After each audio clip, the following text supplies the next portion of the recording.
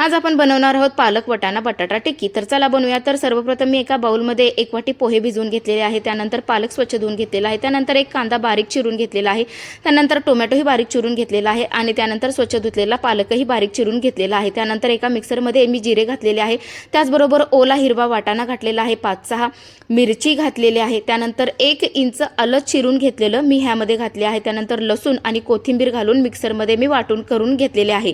त्यानंतर उकडलेले बटाटे घेतले आहेत, हे बटाटे उकडलेले आहेत आणि त्यानंतर पालक घातलेला आहे, चिरलेला टोमॅटो घालून घेतलेला आहे आणि त्याचबरोबर आपण चिरलेला कांदाही घालून घेतलेला आहे। तयार केलेले वाटण त्यामध्ये घातले आहे आणि त्यावर घातलेला आहे आपण भिजवून घेतलेले पोहे आणि त्यावर घातलेला आहे मी 1 चमचा हळद, 1 चमचा मॅगी मसाला, 1 चमचा जिरे आणि 1 चमचा तीळ आणि आपल्या आवडीनुसार चवीनुसार मीठ आणि हे सर्व एकत्र करून घेतल्यानंतर पुन्हा 1 चमचा बेसन घातलेले आहे आणि पुन्हा एकजीव करून घेतलेले आहे आणि आपल्याला हवा तसा शेप देऊ शकता। मी इथं गोल शेप दिलेला आहे आणि तयार झालेला आहे। त्याबरोबर एका पॅनमध्ये मी 1 चमचा तेल घातलेले आहे आणि ते आपण केलेली टिक्की किंवा कटलेट हे ह्यामध्ये आपण भाजून घ्यायचे आहे, शालो फ्राय करून घ्यायचे आहे। तुम्हाला जर डीप फ्राय करायचे असेल तर तेही तुम्ही करू शकता।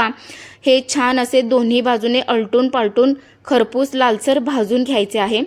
तर अशा तऱ्हेने झालेले आहे आपले पालक वटाणा बटाटा टिक्की। तर हे आपण लहान मोठे सर्वजण खाऊ शकता। पौष्टिक असा हा पदार्थ आहे। आवडला असल्यास लाईक सबस्क्राईब नक्की करा।